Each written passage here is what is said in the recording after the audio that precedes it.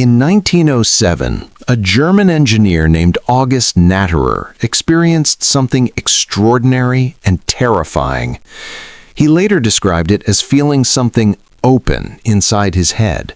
For precisely 30 minutes, he claimed to witness over 10,000 images flashing before his eyes in rapid succession, as though an internal projector had been switched on against his will. He called this overwhelming experience the Last Judgment. During these visions, Natterer reported seeing God, demons, angels, indecipherable symbols, and a particularly disturbing figure he described as the witch who created the universe. The experience felt so intensely real that it drove him to attempt suicide. He was subsequently admitted to a psychiatric hospital, where doctors diagnosed him with schizophrenia.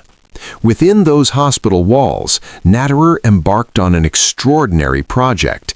He would try to draw every image he had seen during that psychotic episode, hoping somehow to understand them. One of his most haunting works was a drawing he titled "My Eyes at the Moment of the Apparitions."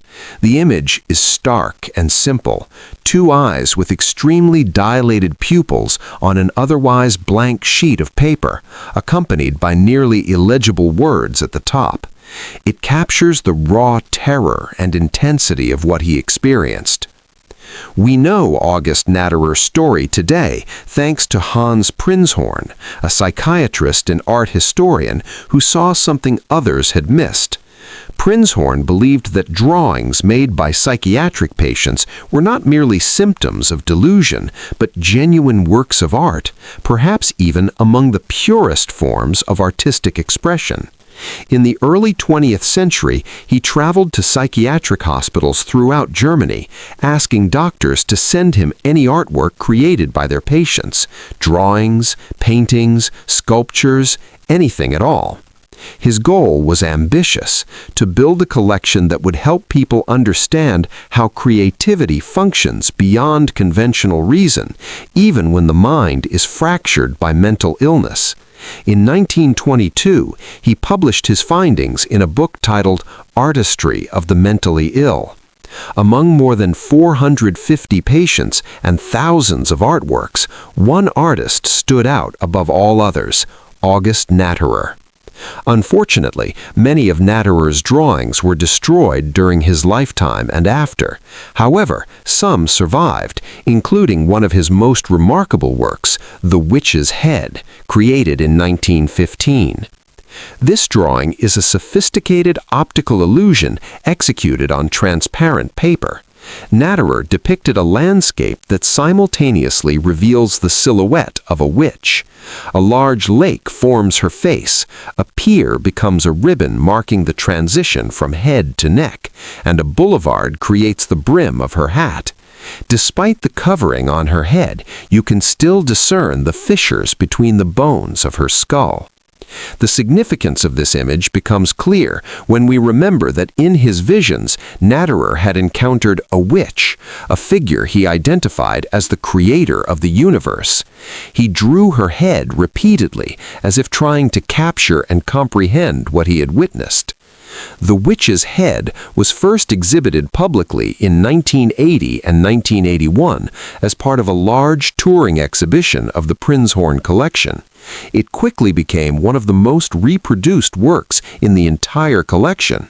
Art historians compared this fascinatingly ambiguous image to the works of Giuseppe Arimboldo, the 16th century master of optical illusions and composite portraits.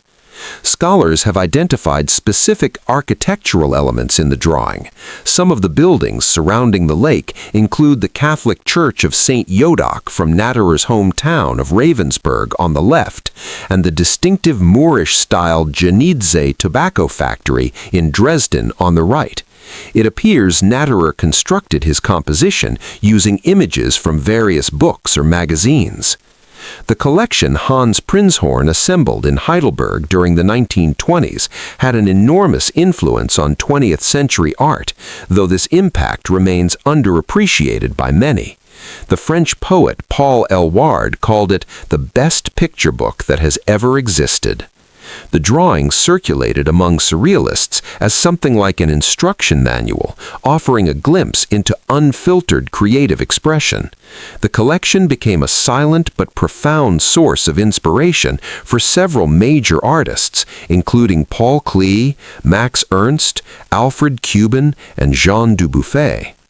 Dubuffet himself termed the art brut, or raw art, to describe artistic expressions created by patients in psychiatric institutions.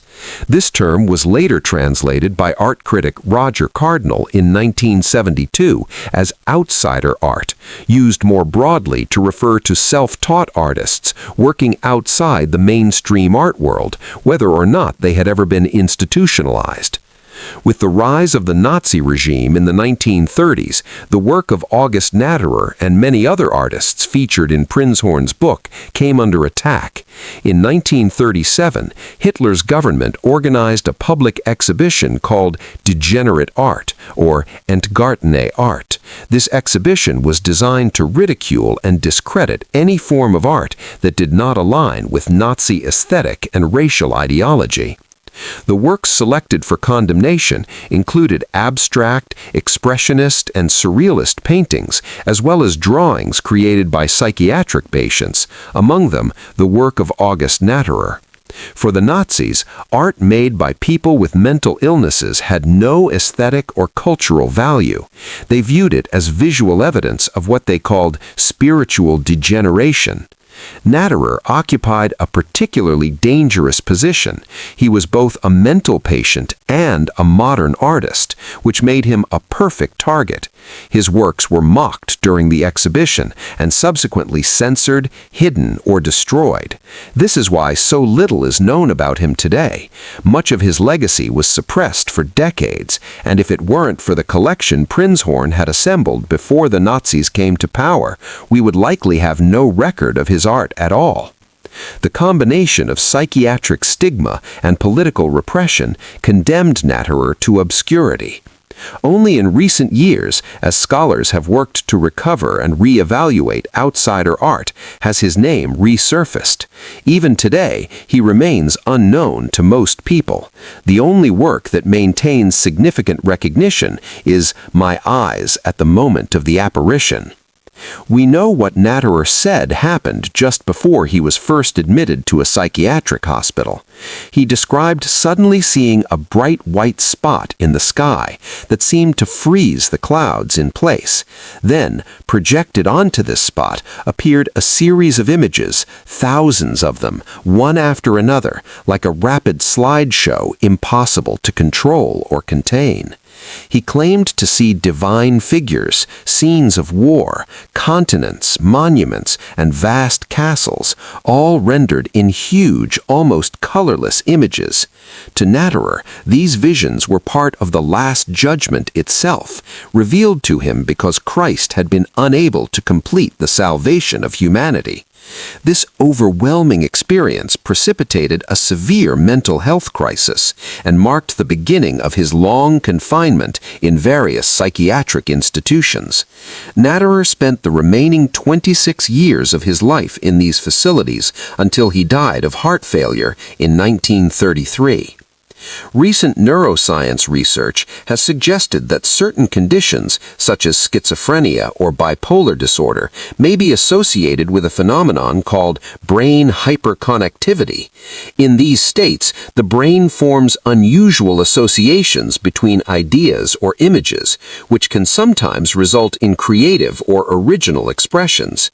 This doesn't mean that mental illness produces art, nor should we romanticize suffering, but perhaps we should recognize that extreme states of mind can generate legitimate forms of expression. The line between romanticizing pain and acknowledging its expressive value is thin but important. August Natterer was not a tortured genius who found inspiration in chaos. He was a person living with a severe condition who, within that suffering, attempted to document what was happening inside him. His drawings were not celebrations of his illness, but records of an experience most of us cannot imagine. To what extent can a troubled mind perceive things a healthy mind could never imagine? Where is the boundary between pathology and profound insight? These questions don't have easy answers, but the life and work of August Natterer suggest they're worth asking. His legacy reminds us that art can emerge from the most unexpected places, that creativity doesn't require credentials or sanity, and that sometimes the most powerful expressions of human experience come from those whose minds work in ways we don't fully understand.